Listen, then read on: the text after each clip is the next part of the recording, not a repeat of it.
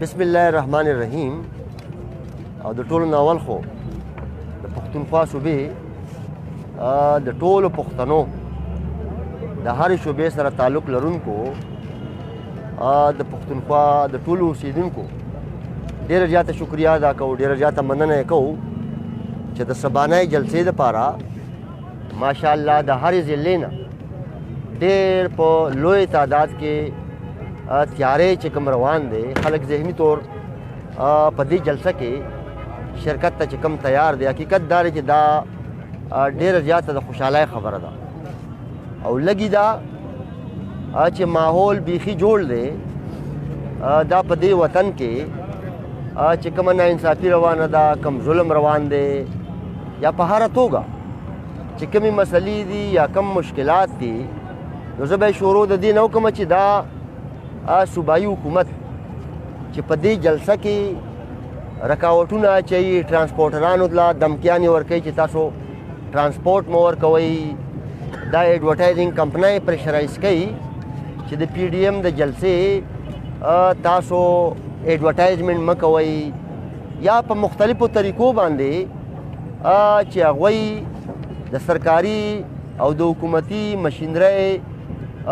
په توسط سره په ذریعه باندې د دې جلسې د ناکامه کولو چې کومه ناکامه هڅه کوي، کومه ناکام کوشش کوي، زه هغوی ته ویل غواړم چې د پاکستان آئین دا د آرټیکل 1 نه والې تر آرټیکل 25 پورې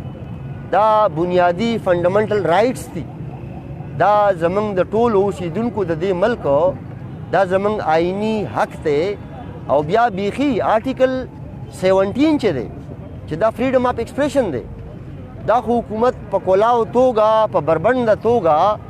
دا هغه آرټیکل 17 مخالفت کوي، ماورای آئین یو کار کوي. نو په دې موقع باندې به موږ ظاهره خبره ده په ولسي توګه خو یو ډېر لوی احتجاج روان دی او انشاءالله دا به ډېر کامیاب احتجاج وي، خو دا هم زموږ ذمہداري ده چې د عدالت عظما توجه موږ دې طرف ته راواړو چې دا کم مسلط حکومت دی هغوی په بربنده توګه د آرټیکل 17 خلاف ورزي کوي، یعنی دا فریډم آف ایکسپریشن چې کم دی په هغې کې رکاوټونه اچوي، په روډونو کې کنټینرې لګوي، کارکونانو ته دمکیانې ورکوي. موږ په دې خبره نه پوهېږو چې د دې جلسې نه د حکومت دا دوره بوکلاهټ چې دی د دې وجه څه کیدی شي، دی خو په خپله د دې خبرې اظهار کوي چې ولس دی سره دی. نو چې ولس دی سره دی نو په دې صوبه باندې د دوی حکومت دی دا که پار شکل راغلی دی خو دوی اوس مسلط دي، لہذا دا د دې صوبې ولس دی، دا د ګرانۍ نه تنګ دی، دا د بدامنۍ نه تنګ دی، دا د لاقانونیت نه تنګ دی، دا د ماورای آئین اقداماتو نه تنګ دی، دا د خپلو آئینی بشري انسانی حقوقو دپاره دا خلک راوځي، لہذا دا حکومت ته د بوکلاهټ ښکار نه جوړیږي او دا رکاوټونه دې نه اچوي. دا حکومت د ټولې صوبې چې دا به انشاءالله سبا کې خیري په لکونو خلک به راوځي. حکومت دې په دې سوچو کې چې نن یو عام غریب سړی د بجلی بل نشي ادا کولی، نن یو عام وګړی اوړه نشي اخیستی، هغه خوراک ځان له نشي ګټلی او نو دغه خوراکي موادو قیمتونه اسمان سره خبرې کوي، دا د عام ولس د وس نه ډېر بهر خبره ده. لہذا حکومت له پکار دي چې په دې خپل د ماورای آئین اقداماتو باندې نظرثاني وکړي. د هغې وجه دا چې آئین او موږ به دا مقدمه بیا عدالت ته وړو، ځکه چې دا مسلط حکومت دوره د بوکلاهټ ښکار دی چې په کلاو توګه د آئین خلاف ورزي کوي، د قانون خلاف ورزي کوي، دلته د روایاتو خلاف ورزي کوي. لہذا حکومت له پکار دي چې دا زه د دې سره د دې صوبې فورسز ته، دا که پولیس دی، دا که ایډمنسټریشن دی، ضرور به هغوی ته دا ریکویسټ کوم چې دغه ټول ایډمنسټریشن، دغه ټول فورس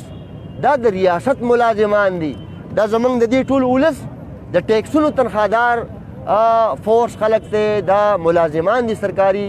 او دا د ریاست ملازمان دي. لہذا د دې سلیکټډ حکومت په وینا باندې دي، په زباني وینا باندې دي. په دې جلسه کې رکاوټونه نه اچوي او زما دا تمه ده انشاءالله که خیري چې ایمل ولی خان صاحب څنګه حکم ورکړی دی د ټولې صوبې پښتنو ته، نو انشاءالله سبا به ټول پښتانه په سرو جامو کې راځي، سرو ټوپو کې به راځي، سرو جنډو سره به راځي او پرامن به انشاءالله که خیري دا مهذبه احتجاج دی، دا جمهوري احتجاج دی، دا پارلیماني احتجاج دی او په لکونو تعداد کې به د باچا خان سپایان په دې جلسه کې شرکت کوي. لارې به بندېږي که سپوز دغه لارې کومې بین الضلعي لارې چې دا که بند دي کارکنان به بیا څنګه رارسي؟ اول ته به بیا څه لایحه عملي؟ اول خو زما پوره امید دی چې پولیس به د دې مسلط حکومت په وینا باندې غیر قانوني کار نه کوي. اول خو زما پوره امید دی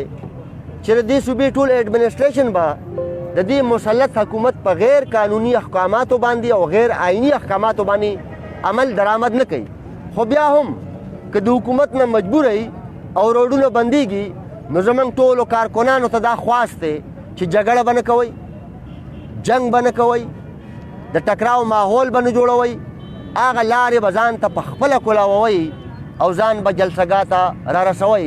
او اول خو زما امید دی انشاءالله که خیر چې دا حکومت به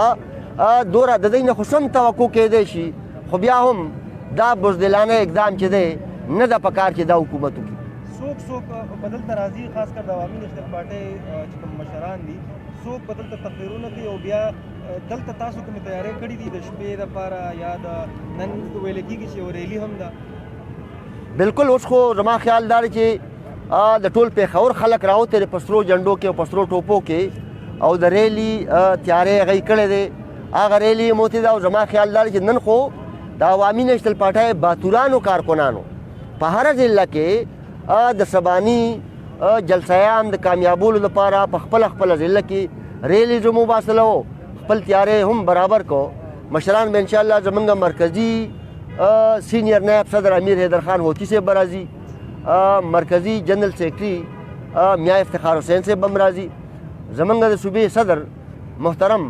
ایمل ولی خان سے بمرازی، غلام احمد بلور سے بمرازی، ټول مشران بر پاٹھائے رازی اور ټول کارکنان بہم انشاءاللہ د پاٹھائے سبا کے خیر دل تازیری کی. ډیره مهرباني او ډیره شکریہ. عوامی نیشنل پارٹی عوامی نیشنل پارٹی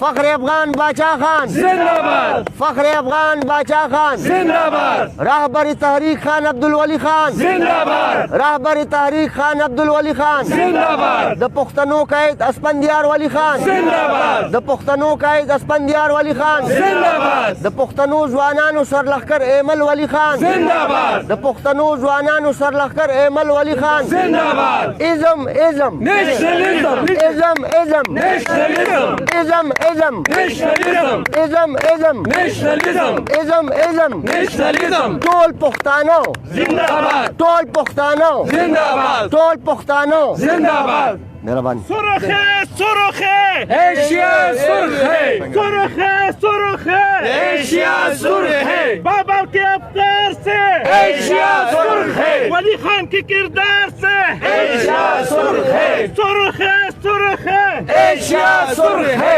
سرخه سرخه ایشیا سرخه لرو بر یا افغان، لرو بر یا افغان، لرو بر یا افغان، لرو بر یا افغان، لرو بر یا افغان، لرو بر یا افغان.